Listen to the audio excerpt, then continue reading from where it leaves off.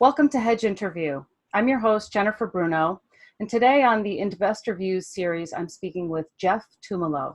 Jeff is the Chief Investment Strategist at TAG Associates, a multifamily office located in New York with more than $8 billion in assets under management. At TAG Associates, Jeff develops the firm's firm-wide macro strategy and the firm's tactical strategies. He's the portfolio manager for client accounts, and he's the portfolio manager for TAG's distressed debt funds. Jeff is also a member of TAG's investment committee.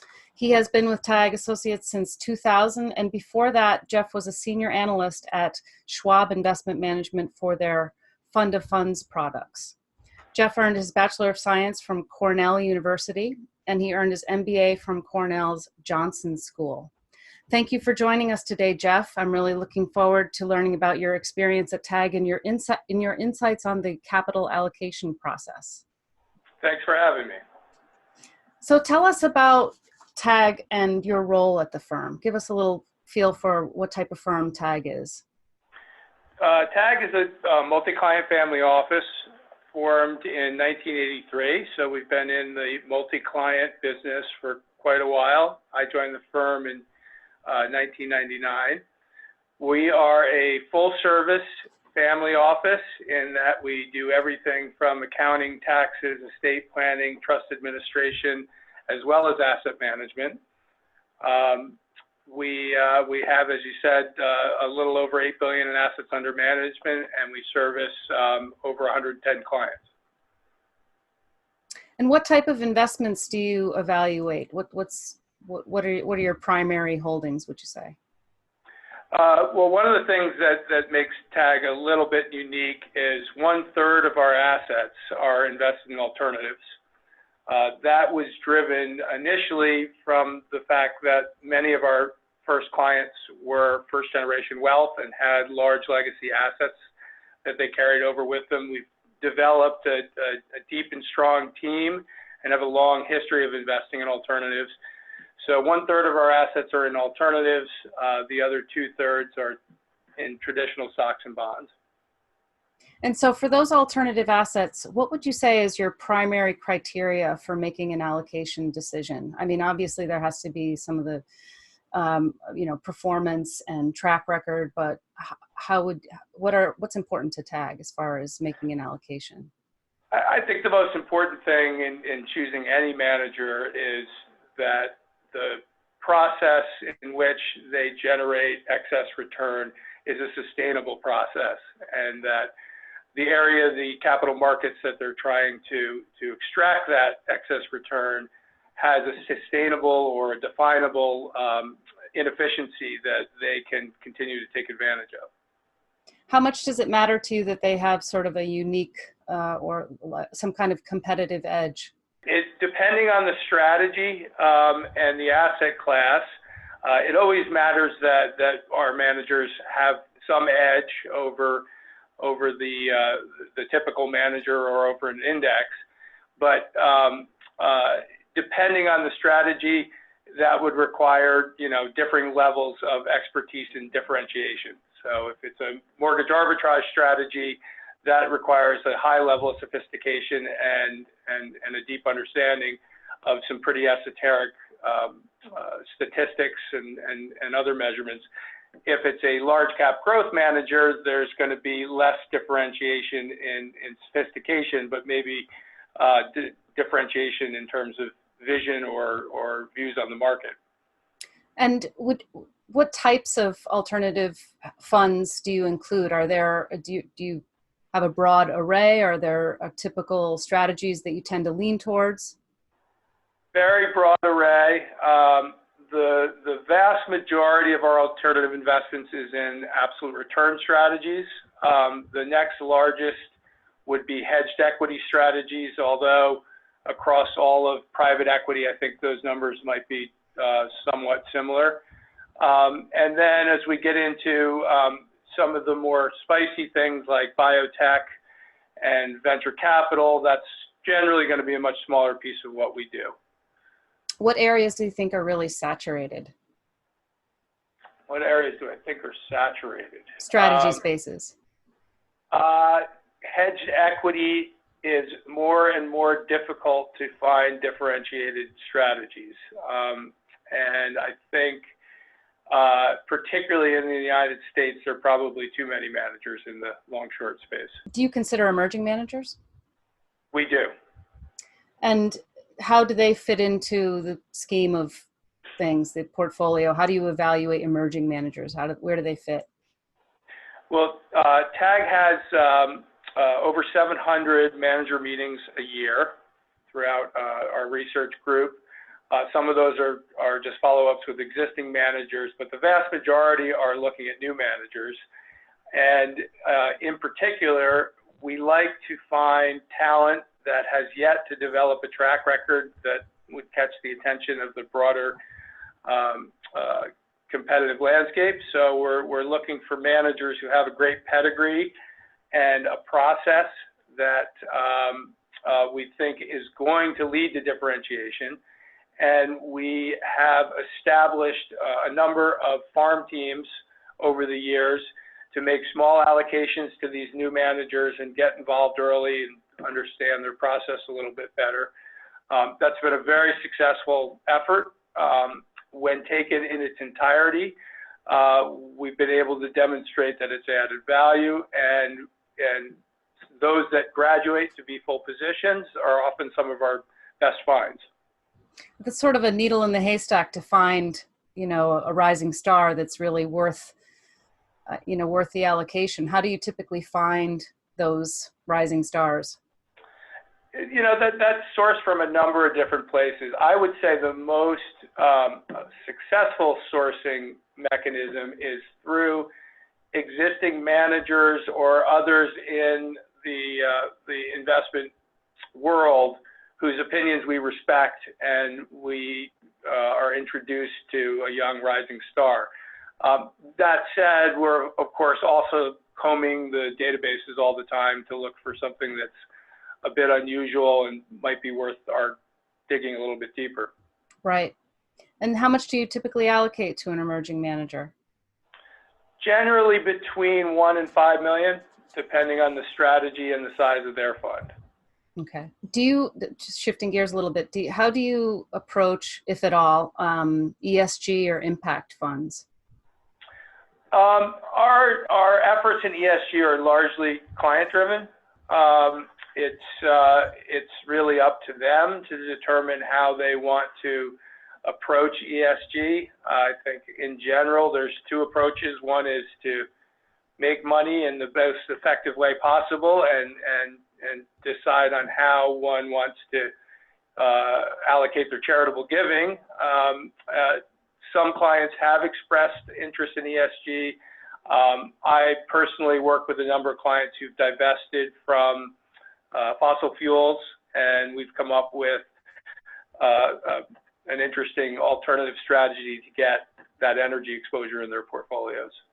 Do you think that that's, in your experience, is that a growing area, or has it been sort of maintaining?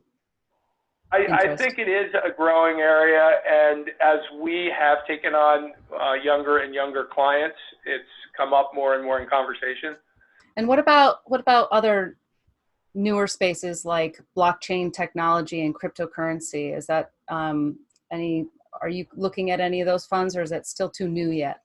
But blockchain uses up quite a bit of bandwidth for a very, very small part of the investment universe, I think. I am definitely of the belief that blockchain technology is revolutionary in some sense. There's those that say it's as revolutionary as the internet, and I think that's a little bit of an extreme view. On the other hand, cryptocurrencies are very, very difficult to analyze or value. There aren't any fundamental inputs to really assess whether something's inexpensive or properly priced.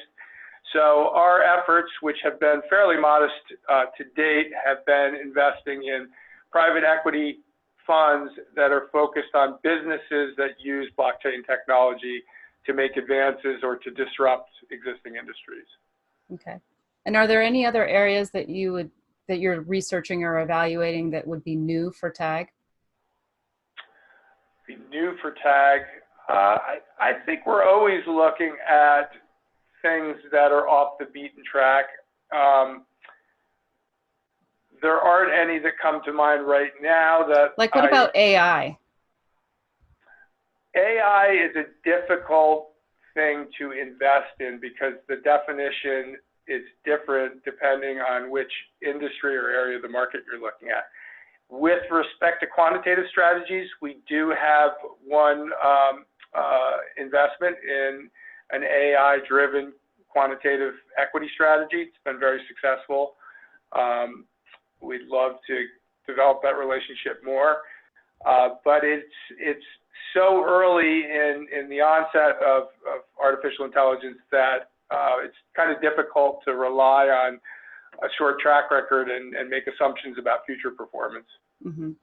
Tell us about an investment pitch success story where you were truly impressed so that asset managers can get a feel for what it takes to impress you. What would be a success? What did they do differently or just in general that would make you feel impressed? Yeah, I think a lot of that it comes out of the dialogue you have with the individual, but as a general point, those that have documented their process clearly in their existing efforts to run money, but in their previous positions, and can demonstrate a long history of having a consistent, proven process for identifying good investments.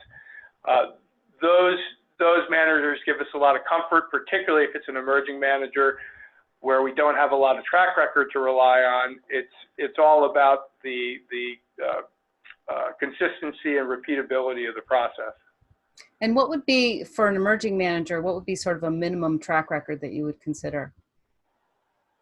We have considered, we have rarely, and I'd have to think hard if we've ever done a brand new fund, but we will consider track records of less than 1 year. What we do require absolutely and positively is that there be a first-year audit. So if it's a partial year track record, but that partial year track record has been audited, then that'll be the first step for us to take a look at a particular manager. So long as we are comfortable, once again, with the process, we're comfortable with investing in managers whose track records may not be as long as the average holding at TAG. And how do you feel? I've had emerging managers ask me, well, what if I have hypothetical results? There are ways to audit hypothetical results.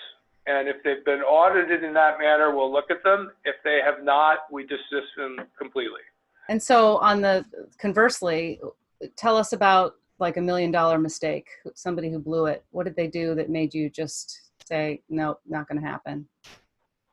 Well, there's an easy answer to that. We do background checks on all of our managers, and one manager had lied about their educational history. Oh, wow. And that was thrown out immediately. Turned out that saved us from a poor performer as well.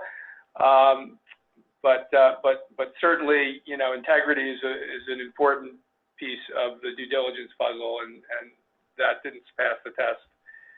So that's the one that comes immediately to mind. And so what's the number one thing you would advise an asset manager to do before they contact you? If they were reaching out to you, maybe not, obviously if somebody's been referred to you, that's a little easier. But if someone's reaching out, what's the number one thing you would advise if they were sort of a cold outreach to you? That's a very good question. I think to somehow define what the distinguishing aspect is of their strategy in a very clear and concise manner, why they're different than others in their particular space, and how they are going to prove that to me in a meeting. Great. Again, I think it comes back to the process. And so lastly, this is my last question. What are you looking forward to next year or as this year comes to a close? And this could be some of my guests, I say answer this whatever comes to mind. Either could be something with your kids or something professionally. I would say what immediately comes to mind is some sort of resolution or clarity on the trade war mess that we're currently in. I think that's been a real headwind for both people in the operating business side of the economy as well as those of us in the investment community. That uncertainty is a large cloud over the future, and I hope we can get some kind of a resolution or at least some clarity in the next 12 months. Yeah, I hope so too. You're not the only one who's answered that question with that answer. So it's definitely on a lot of money managers' minds. But thank you so much for your time today. Your insights are very helpful. And I know that asset managers watching this episode will appreciate understanding these insights and taking them to heart as they try to raise money. So thank you so much for your time today. Thanks very much for having me.